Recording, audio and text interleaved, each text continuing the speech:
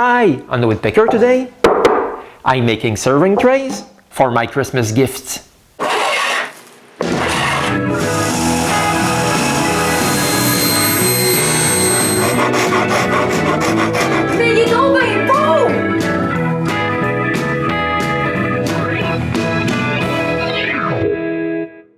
My daughter wanted a serving tray, so it would be easier to bring stuff to her patio.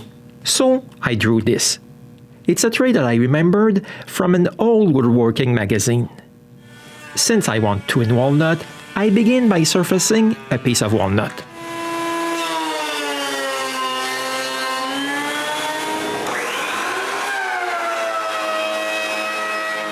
When 3 sides are flat, I use the corner pattern I drew to mark what I need. Then I cut it to size. I stick my pattern on it and cut on the lines.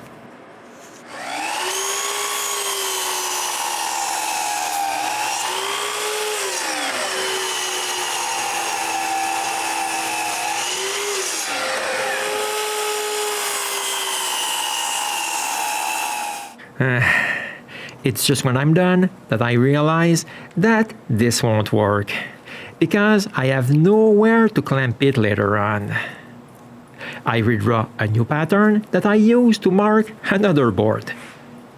Here we can see the difference between my bad pattern and the good one.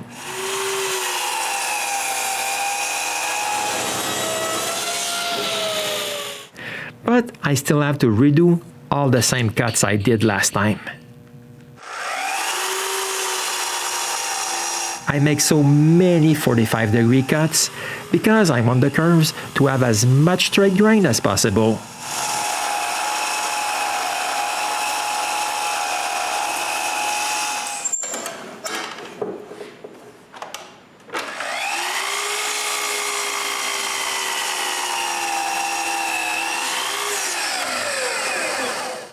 Okay, now I have all 4 corners, and with cuts like these, it will be easy to apply clamp pressure later.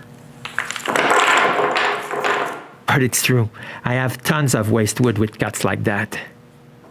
This would be fine if I wanted a circle, but it's not what I want. So I cut the sides of the tray.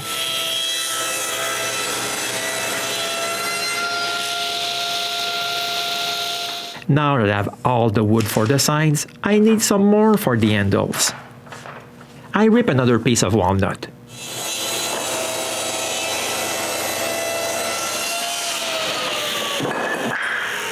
It's the right size, but too thick, so I rip it in half.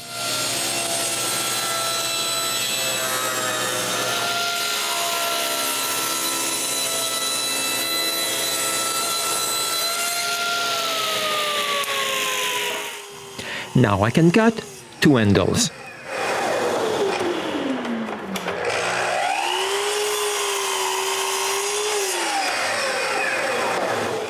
And while I'm at it, I cut the sides. Now I have all the pieces, but to hold them together, I will use splines. But cutting grooves with a thin curved blade is too narrow. So I switch to a normal size blade. After I've switched the blade, I can mark where the curve have to be cut. Then I cut the first corner block.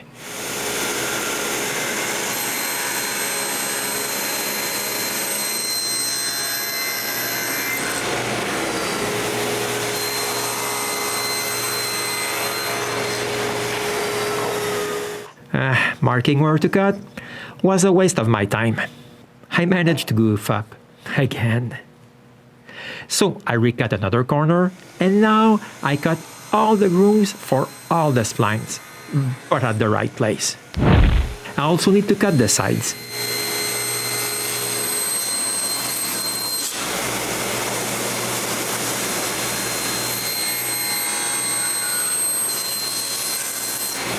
Then the handles.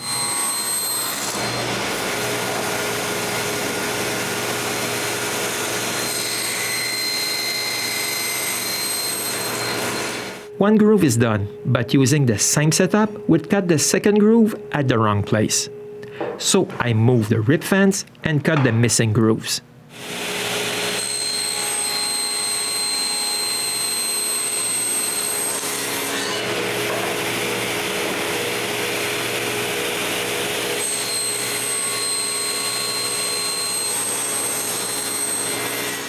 This will be perfect. I just need to cut the splines now.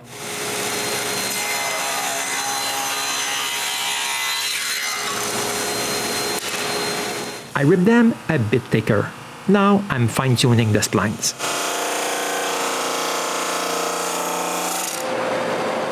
The last thing to do is to rip them to width.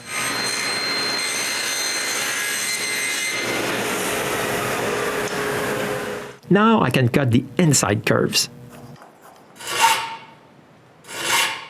But before, I sharpen my bend saw blade. After replacing it, I can cut the corners.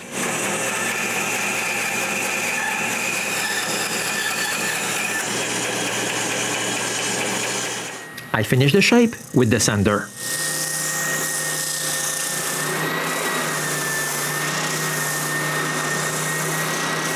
I have all 4 corners. Now I need to take care of the handles. I stick my pattern directly on the handle blank. Next, I mark the center of the corners holes and drill them.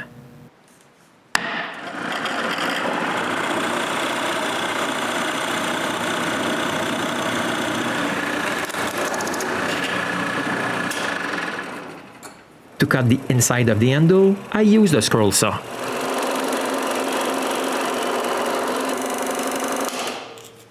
The outside is cut with the bandsaw.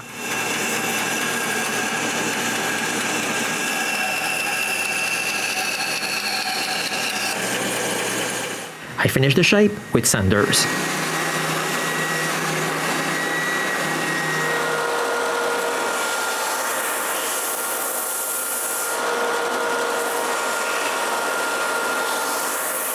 I have all the pieces, but before gluing them together, I need to round over the inside of the tray.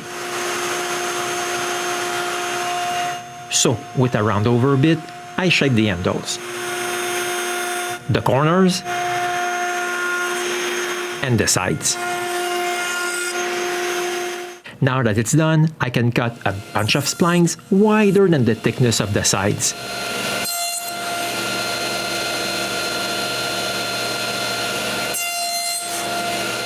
I glue one side at a time. Add splines and apply clamp pressure.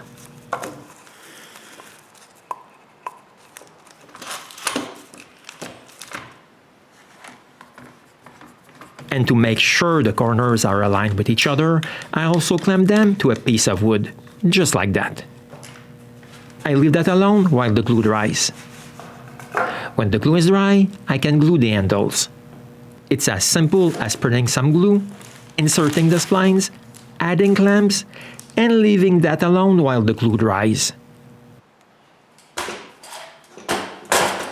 The next day, I remove the clamps.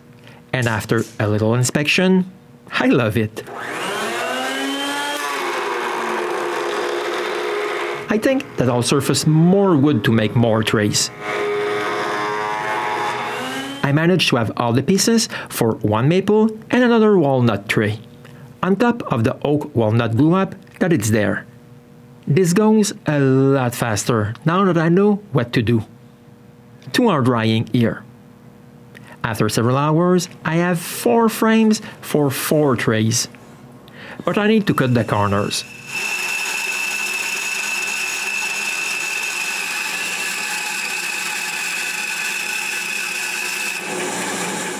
The corners are removed, but it's far from being smooth. I fix that right away.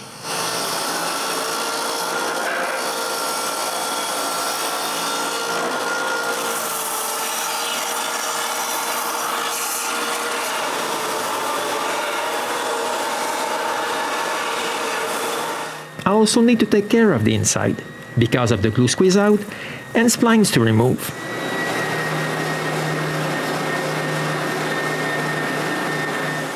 I'm not done. I also need to be sure that the bottom is all level.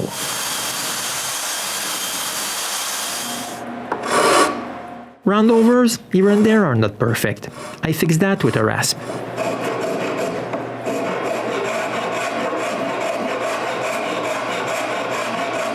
Now I can round over the exterior of the frames.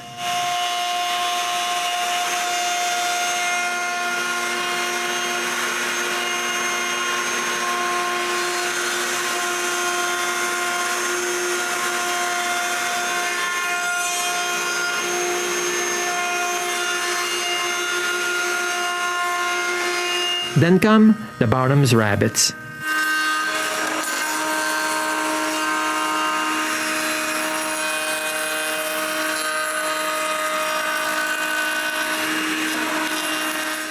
Now that all the trays have their roundover and rabbet, I can make the final sanding.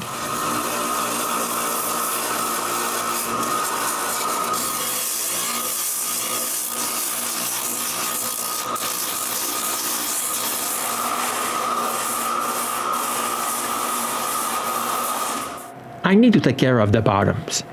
I begin by tracing one shape and roughly cut it.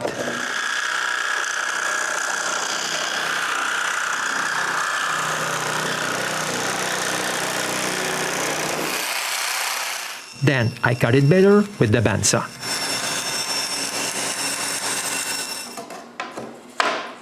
Since it's wider than the rabbet, I plane it to size.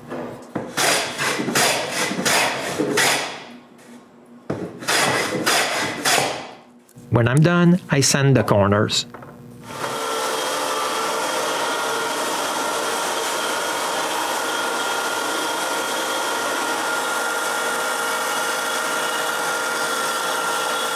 This takes several tryouts, but I managed to have a nice fit.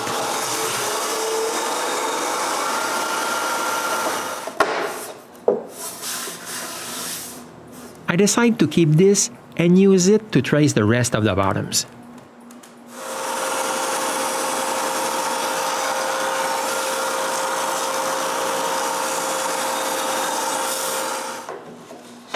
When the first one is done, I sand it right away.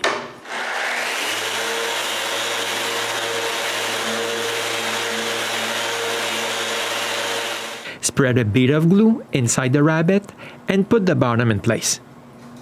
Because of the handles, it's hard to clamp this, so I lay the tray upside down on a box and add weight on it.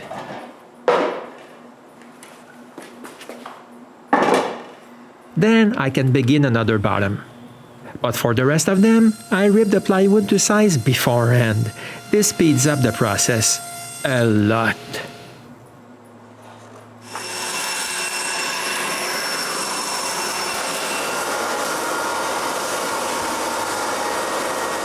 While the glue of the last tray dries, I can really finish the sanding of all the trays.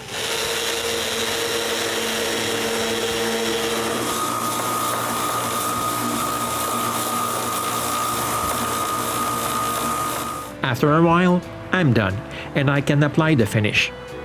I begin by vacuuming all the dust. Then I can spray the first coat of varnish. I begin with the bottom, then the inside and outside.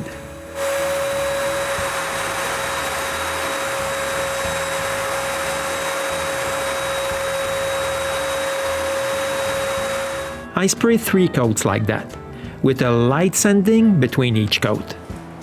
When the varnish is really dry, I stick 4 rubber feet under each tray. When it's done, the trays are finished. When I look at them, I'm really pleased. And here's the reaction of some of my family members. Ah! Mais il est donc bien beau! Wow, c'est le mien! I had a blast making those serving trays. They were easy to make and they look great.